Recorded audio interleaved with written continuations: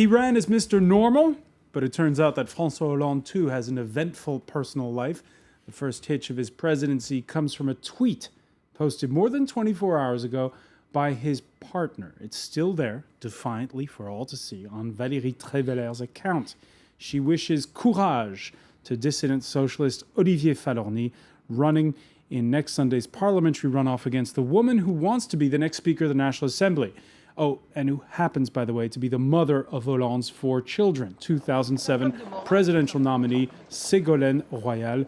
Valérie Tréveller, who's already turned heads by refusing to let go of her day job as culture and politics reporter for French news magazine Paris Match. Forgotten on the campaign trail is the right's wavering over how to handle the far right. Instead, as Libération headlined today, it's all about France's first gaffe. The foreign press also getting in on the act, raising the question of the role in a democracy of a first lady, or in this case, a first partner, Hollande's unmarried, and what it says about France's new president. Today in the France 24 debate, we're looking at the Tweetweiler affair, and with us to talk about it, Stephen Clark, author of 1,000 Years of Annoying the French. Thanks for being with us. Also with us, Aude Baron of Le Plus, the interactive website of French news magazine Le Nouvel Observateur. Welcome back. Le Nouvel Observateur, where Denis de Maupion is also gainfully employed, but on the print side. I hope you don't feel intimidated by Aude here. All right. I understand, by the way, that you've stopped the presses this week and that you've got on you've changed your cover story. Exactly, yeah. What is your cover story, pray tell? Well, we were planning to do something on London, and finally, when we saw the tweet yesterday, we decided that it would be a big event since, François Hollande said he was a normal man, and he appears to be, in the same situation as Nicolas Sarkozy when he was elected. In 2007. We'll get to that point. And also with us, by the way, Frédéric Dingler of the Paris affiliate of ad agency J. Walter Thompson. Welcome, sir. The France 24 debate, which is on Twitter. You can find us at François F24. Oh, and also on that other social medium they call Facebook, where many of you have already been weighing in on the conversation. So, why did she do it? Why did she send that tweet? French tabloid Le Parisien puts it all down to jealousy and points to an April campaign rally in Brittany where Royal was cornered into shaking hands with the woman who stole her man. This in front of the cameras. The paper, which claims Royal refers to Tréveller as what's her name. Back on election night during celebrations at Paris's Place de la Bastille, Hollande's on stage. And there he is with Tréveller, who's seen mouthing the words "kiss me on the mouth" just after he's kissed Ségolène Royal on the cheeks. Ségolène Royal, who is on stage as well. Is that what this story is about, Denis de Maupion? Is this a tale of personal jealousy? Probably. I would think so, yeah. I mean, I think Le Parisien is quite right, because you can't explain otherwise, how she why she acted as she did. We've just seen this photo at the Bastille when Hollande was elected, when she really wanted Hollande to kiss her publicly, just because a few seconds before he had seen Ségolène Royal and talked to her very closely. And after all, she's the mother of his children, so there was no surprise. But finally, she appears to be more jealous than anything else, and she has never had a lot of feeling for Ségolène, for sure. Yeah. This public display of disaffection between Royal and Tréveller, are you surprised by this, Stephen Clark? Well, he is Mr. Normal in that he's having the same sort of marriage problems as everyone else. For us Brits, seeing a Frenchman having to deal with his ex-wife and his new girlfriend is absolutely nothing abnormal. So it's just sad, I think, really for France, that yet another president who he called himself Mr. Normal because he didn't want to be like Monsieur Sarkozy, the bling bling president. Yet another president has kind of dragged French politics down to the level of Dallas or some sort of TV show, reality show about people sending jealous tweets to each other. It's a bit sort of sordid, really, isn't it? Aude Baron, we were discussing this before we went on air. It's been more than 24 hours. That tweet is still up there. Of course, that tweet is still up there, and you've even got a second tweet. So today, about 1 hour ago, she sent a second tweet, which was much shorter than the other, because on the other, so there was a message she was writing, and then she sent just a link towards a website, which is called Rue 89, and the title is quite disturbing for her because it's titled Valérie Trierweiler is asking for deleting a picture on a famous website which is called Le Monde.fr, which is one of the main websites in France. So it's quite surprising because you just got that link, and actually 20 minutes after, she claims to the AFP, French news agency, if that's right, that her account has been hacked, which seems quite surprising. And on Twitter, people just don't believe that excuse, and it seems all the more, weird that yesterday, she claimed that she was the author of the tweet. She confirmed it to the AFP, to the French agency, and today, as if she was going forward, and she can't accept. All right. And Stephen Erlinger in the New York Times and the International Herald Tribune likens it to, as he put it, Molière or Macbeth, but it seems like it's more like Othello, with characters consumed by jealousy. He writes, he quotes a biographer saying, they met when Ms. Trierweiler wrote an article for Paris Match about the birth of Ms. Royale's last of 4 children with Monsieur Hollande in 1992, then married to a Paris Match editor, Denis Trierweiler. The two couples became friendly, but according to Monsieur Hollande's biographer, Monsieur Hollande and Ms. Trierweiler began an affair in 2005. Freddie Winkler, this wasn't really a big talking point. I mean, everybody loves court gossip, but this wasn't much of a talking point, it seems, during the campaign. Well, that's because she wasn't really. She was there, but not that present during the campaign. So, and I think the other thing was, now she's installed into a job, or is it a job or not a job? I think this is where the question becomes: is the first lady a job or not? And when you choose someone with that job, because that's quite new. We have a first girlfriend, which we've never had. And I think what we see here is what happens when the digital world collides with the real world, because they're only one now, And in the digital world, you are used to being very transparent, so you tweet what you think, and maybe she thinks that about Royale. And the other thing is you don't respect authority, so you do what you want on digital. The reality is when you become a first lady, can you still behave like that? So do you think she would have gotten that message across if Twitter didn't exist? She couldn't have got it across if the Twitter didn't exist, and it would certainly not turn into such a big mess, if Twitter doesn't exist. And what's quite funny is Twitter in France is not that big. It's quite a small number of users, and it's very much they say the more influencers or the more advanced technologically. But what happens now? It's on TV here. It's been on TV. It's on the front page of Libération, which is left wing, which is the Socialist Party's paper. So it turns into something completely real. So what we see here is how the digital habits, how we're used to behaving digital, can affect real life and real politics.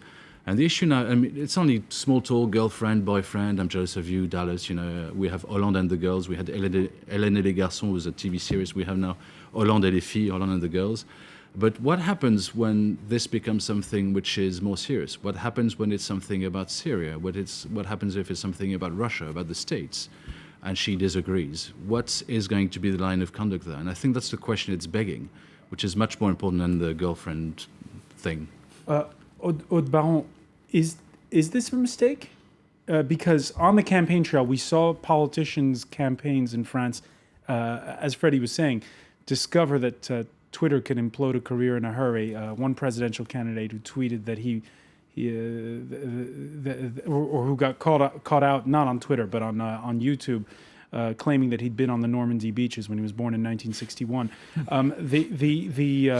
In this case, though, do politicians? We thought politicians had got it, but they don't seem to have gotten it. Or is this a mistake at all? Well, this case just proves that Valérie Trierweiler obviously doesn't know how to really use Twitter.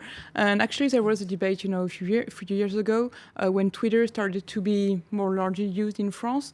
And the question was, is it private or not? Because many people, just thought you could send joke and it was, with you and your friends. The only problem is that it's just public. You can ask your Twitter to private your account, but it's not very interesting because the aim of Twitter, is to publish to the more people as possible. And actually, she used his name in the tweet, so she obviously knew it was going out not just to him, but of course, to other people. Twitter is public, and even if she could say yes, but it's Twitter, we are just together. Her account is followed by almost 100,000 people. It's gone up by 20,000 in 24 hours, though. Really? Oh, I didn't check this. But it's clearly not a mistake anyway, because we could even, guess that she might have had a row before with Hollande, and she wanted just to embarrass him because he was supporting Ségolène Royal in the election, and that might have embarrassed her very much. But politically, I think for Hollande, it's he can't, keep on going like that. He has to do something, because it shows that he's unable to really cope with his girlfriend, because she's not his wife, and he will have to do something, because she's been very ambiguous since the beginning. She's a journalist, as you know, working for Paris Match. She first of all claimed that she wanted to remain a journalist, which she did, but she should at least get out of the political field. When you compare, the First Lady in France to Mr. Merkel or, in the old days, Mr. Thatcher, they never appeared. They were doing their job, and fair enough, they never mixed in politics at all, and that's totally new, and that's just unbearable. And that's the message that the Prime Minister got across. Le Monde, by the way, the French broadsheet of record advising Trévalère this Wednesday evening to lay off Twitter for a while. The Prime Minister advises her to lay off politics. Her role should be unassuming, and as a balancing act, it certainly isn't an easy task. I can understand that beginnings can be tricky, but everyone should know where they stand. Of course, not all of you agree with Jean-Marc Ayrault. On the France 24 Debate Facebook page, we have one comment from Zimbabwe. She has the right to say whatever she wants, regardless of the fact that she's the girlfriend of the French head of state. While Gur says it was always going to be a tricky situation, and within a short time, this has proven to be the case, turning Europe around might be less challenging than sorting out this particular issue. Denis de Maupion, you were mentioning Valérie Trévalère keeping her day job, and just last week she penned her first piece since the election in Paris Match, a profile of Eleanor Roosevelt, where she writes, we look at that, a First Lady who's a journalist isn't such a novelty. Stephen Clark, can she keep her day job? I have no idea. I mean, French politicians do have a habit of marrying journalists, and there's often a conflict of interest in some of the journalists. British ones too, by the way. Yeah, but with French, they have a problem. They often have to resign, don't they? In order for there not to be conflict of interest, and they have to stop writing or speaking during presidential campaigns and all that sort of business. Like Maria Shriver when Arnold Schwarzenegger became governor. Yeah, but the French, there are other examples. Just recently, Arnaud Montebourg, But anyway, one thing I was thinking though is someone said to me that, in fact, François Hollande owes a bit of a debt to Olivier. What's his name? Falorni. Yeah, Falorni, because he supported Hollande when Hollande first stood to be a presidential candidate against Ségolène Royal. So he owes a debt to this fella, who is now actually, unfortunately, he's been the MP in this region for quite a long time, and he's had Ségolène Royal parachuted in on top of him to become an MP to steal his seat, and he obviously feels a bit embittered about it. Hollande owes a political debt to the man, and a sort of family debt to Ségolène Royal. One way that he could possibly let it be known that, in fact, he's a bit ambivalent about it all, is to let his girlfriend put out a message saying, I support you. And then, so are you suggesting that this is craftily staged marriage? I read the tweet, and the tweet looks as if it's been written by a committee of political advisors, quite honestly. I mean, it is so carefully written. I know she's a journalist, but it's so carefully written. I can just imagine François Hollande and her sitting down, him and her saying, how can you forget this bloke? He supported you, and you're just going to let him go, and I'm going to write a tweet, and he says, well, okay, just keep me out of it. Let's run this past Freddie Winkler. Did it smell of spin, that tweet? I don't think so. I think there's no spinning there, because it's spinning more out of control now and against her, which if I was him I wouldn't want. So, I think for me it's much more. It's very consistent to everything she said. She actually said before going into power, I am not going to be and she was looking at Carla Bruni. I'm not going to be a cruche. I don't know how you translate that. In a cruche is a Bimbo. bimbo. Yeah. Yeah. So I'm not going to just be a bimbo. A cruche is something in which you put water and flowers. So just not looking pretty on the table, which is why she's keeping her job. Which I think there's another message there to women, which is women can have a man who's in power and still remain a job, which I still think is right and is the right message to send across. And the fact that she's showing independence goes with not being a potiche, is she still has her point of view. Again, I think this is a little affair because it's no real importance, which socialist is going to get elected there. The real thing is when it becomes a much bigger story about France and other countries, or France and some of the unions that we have, or some of the big companies that we have. If she starts to take a political stance there, because there's no way she can hide from the politics. Mr. Thatcher was well before the times of the web, so you can't hide anymore, and she's not going to be let to hide. And actually, there's just another version which has been published just today in the French magazine Le Point, and it says that actually François Hollande, he supported publicly Ségolène Royal, and actually Valérie Trierweiler told him, "You supported her without telling me before. You're going to see what I can do."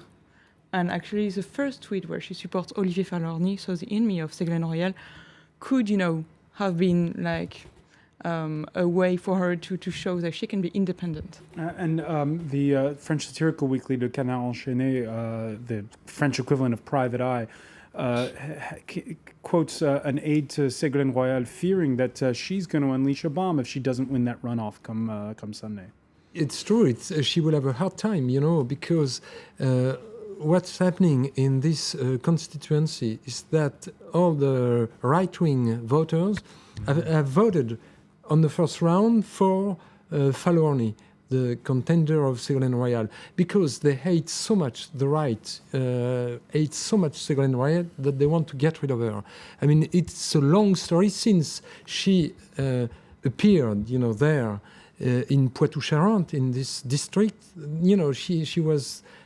she's seen as a carpetbagger. Oh, very much, yeah. And she's been, the object of a lot of criticism from the right.